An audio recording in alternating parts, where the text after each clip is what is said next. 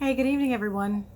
It's me, Nisi. I am going to wrap up today's talk in our Facebook study group. I'm going to cover really quickly. It's going to be less than 15 minutes. I want to recap chapter 22, which is what I read earlier, on the death experience. What I wanted to follow up with you guys on, and the section that I didn't read, is I talked about the ancient history, but I stopped at where it talks about the dweller. So I'm going to read this really quickly with you guys and just kind of give out some closing thoughts. And then I want to direct you to a gentleman by the name of Anton. And I'm going to brutalize his name. I want to say Ackerman, but it's not. He's with the West Penraw Papers. If you guys have not subscribed to his group or asked to join his group, I would highly recommend you do so and check out his videos on YouTube. Very knowledgeable individual, and I dare say he is woke and he understands we are living in Matrix and what's going on. So, it's another guy that I want you guys to take a look at his work and take a look at his videos. I have learned things from him as well, so I want to turn you on to these people so that you can make your own judgment and use your own discernment in the information that we're going to cover. Okay, so what it says about the dweller, I'll read this quickly. The dweller on the threshold is several things. In biblical allegory, it is the angel that was placed at the gates of Eden to keep Adam and Eve from returning. It is the most horrible demon you could possibly imagine. It is nothing but your own separate self. And I covered that in video part 1, and this is part 2. So once you pass, I'm going to paraphrase and jump down. Once you pass your dweller, you will enter into a void of a space, a place of nothingness and darkness. Somewhere in that void, you will find a light. Always look towards the center of the light and use your will to move towards it and into it. Do not get distracted by anything that may happen around you. Even if phantoms grab at you, just concentrate on the light. When you move into the light, when you are engulfed in the light, you will be free, be one with the universal spirit. At this point, you will be given a choice to stay on earth plane and help others, or to go on and remain in paradise. The choice is yours, and there is no blame to going on. That is the final bottom line. And now that I've read this again for like 3 times, I've actually been in that tunnel, and I've actually seen it when I was a child. I remember that. And I'm here now with you. So, I came back. They sent me back. I never did voluntarily go through my death experiences in meditation. This is John Peniel talking.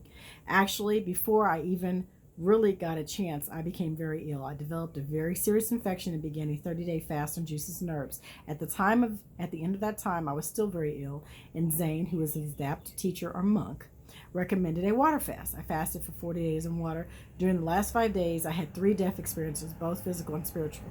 During the final one, I met my guides and I was given a tour of all things on the earth, all life, the entire universe. I then, under their guidance, totally reprogrammed my brain. I had 5 days of visions of the future. Then I began my journey as an initiated monk, and each moment has been a miracle of life ever since then. Things to do before you physically die.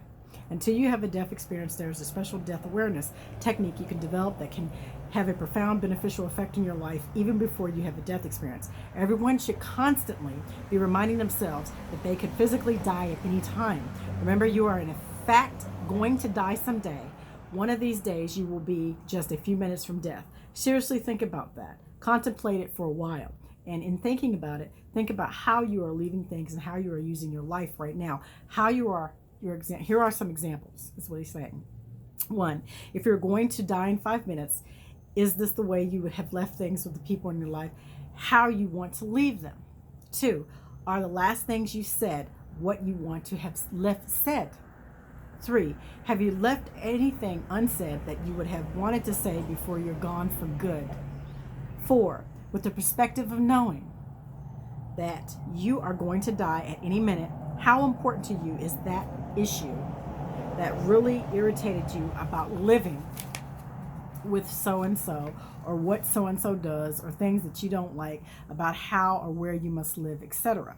5, is this terrible argument you have had really important? 6, have you done what you've wanted to and needed to do with your life? And 7, what is the legacy you are leaving? Are your last actions the actions you would like to be your last name? Walking with death by your side. And this is to wrap it up. Here's the method you can use to remind yourself of death. Personalize it and keep it with you. Live your life consciously aware that death is always standing by your side, only at arm's length away. Then you will live accordingly. You won't live in fear. Quite the opposite. It frees you to live life fully. I highly recommend everyone contemplate their death, and it shouldn't just be something you remind yourself of daily. It should be constant, or at least as frequent as you can make it. It really helps to keep things in perspective and changes the way you live. When you are always aware you might be dead any second, you really live. Awareness of death begets real life. That, my friends, is the end of that section in chapter 22. And to regroup and to recount, I have grown so much in reading this book, The Lost Teachings of Atlantis. I have linked in the Facebook study group the website where you can go check out the audiobooks.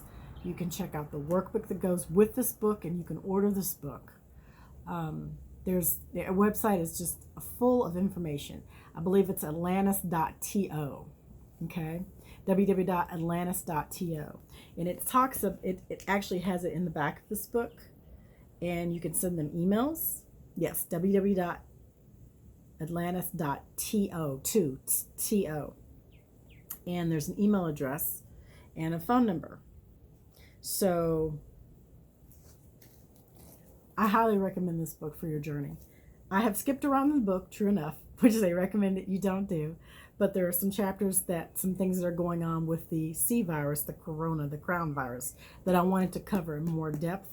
I will go back through and pick up where we left off originally. I believe we left off on chapter 16 or 17, so that will be next in covering. Also, I would like to do a video on We Are Electric Beings, and I probably will do that sometime this week. I know I've bombarded you guys today on Memorial Day. Hopefully this week you'll have a chance to sit quietly tonight, tomorrow, and review some of the videos that I've posted and Alex has posted. Thank you for joining me.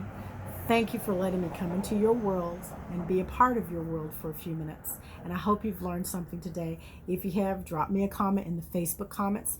I will also try to repin or repin in the comments section the audiobook. It has been in the group a while.